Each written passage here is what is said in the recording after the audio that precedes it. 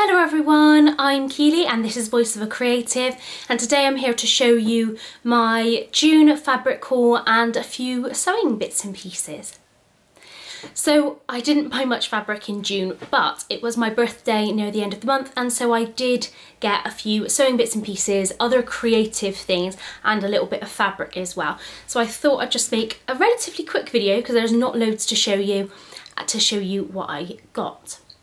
So what I did for my birthday is I made a little bit of a list, and then my husband kind of passed it around my family, and I was really lucky to get quite a few things off the list.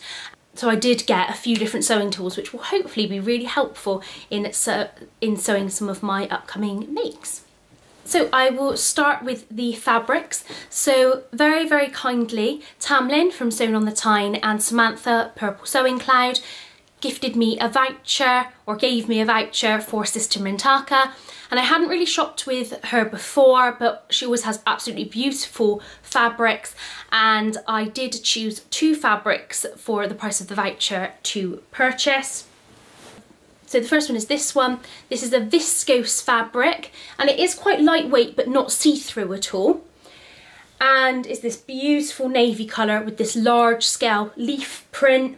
You can see that it's beautifully drapey, and it has a really cool feel to it as well. It might be a little bit creased, but that's because I've just been drying it from pre-washing it. But I absolutely love the colours, and also the fact that the print's a little bit larger scale rather than the kind of more ditzy print that I normally go for. I think this will make a beautiful dress, and I'm thinking maybe the Rita shirt dress or something like that, where a pattern can really be shown off with large areas of just fabric exposed. I did think the Shelby dress by True Bias, but that dress requires you to cut quite a few panels, and I think pattern matching or anything would be quite tricky for me to do with that many panels. So I think definitely like a shirt dress or something like that would be great. If you've got any ideas of dress patterns to make with this, then please comment them below, because I'd love to hear your ideas. But beautiful fabric. I think it's going to make a fantastic dress. It's beautifully drapey, and I will really enjoy wearing that one.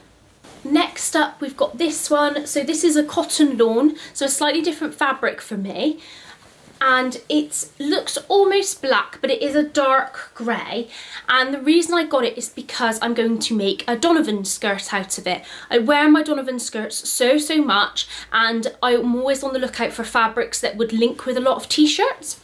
So this one has so many colours that could match with different colours of t-shirts. So you've got the kind of sage green, obviously the oranges and the reds, the beautiful blues, the whites as well. So you could almost pick any kind of t-shirt to go with it, which I think would work really well. And I absolutely love this like bubble design. So the flowers are in bubbles of different prints, and I think that that's just so cute. I've not really seen a fabric like this before, and that's why I had to go for this one as well. So that one's going to become a skirt, and I would say fairly soon as well.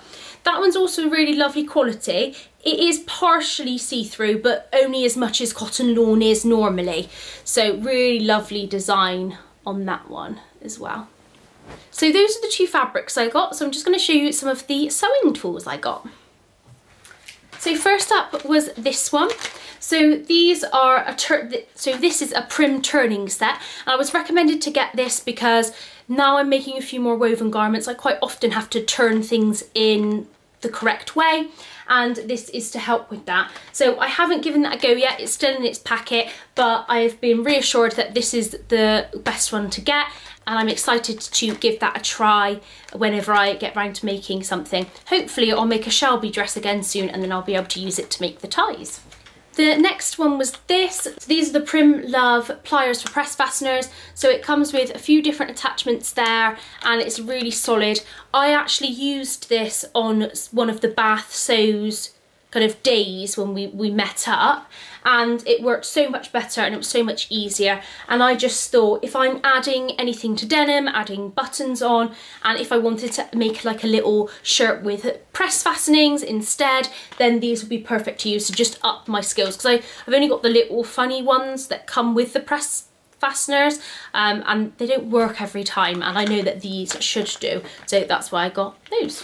Then I got one of these. So this is an expanding sewing gauge.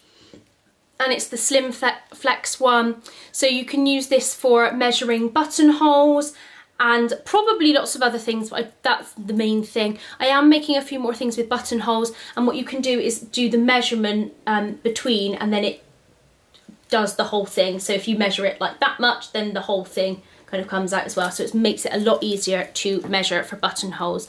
And I'm sure it has many other purposes as well, but I haven't discovered them yet, but definitely will be researching that. If you use yours for anything else, let me know, because I'd really love to investigate the full properties other than being a fun toy to do this with. And I think all of those sewing tools were from Sew Essential. My husband ordered them, so I'm not entirely sure, but that is the link I sent him to Sew Essential, so I will link that down below so you can go ahead and get these things if you want to. The next few things are buttons. Now, I went to Shaw's, which is where I buy wool for my nan to make some things out of wool, and I've been asking her to do that a little bit more recently for some friends. And I looked at their button range, and they actually had quite a good range of buttons. So I decided to get a few buttons because I am severely lacking in my stash of multiples of buttons. So I sometimes have kind of 3 or 4 of a button, but it's very rare that I would have kind of 8 or 9. And obviously if you're making a shirt dress or something like that, you will want more buttons. And I don't always buy them specifically for the project, which is something I should alter really, but you know. So I got a few different ones. I got 2 of these, so I'm gonna try and...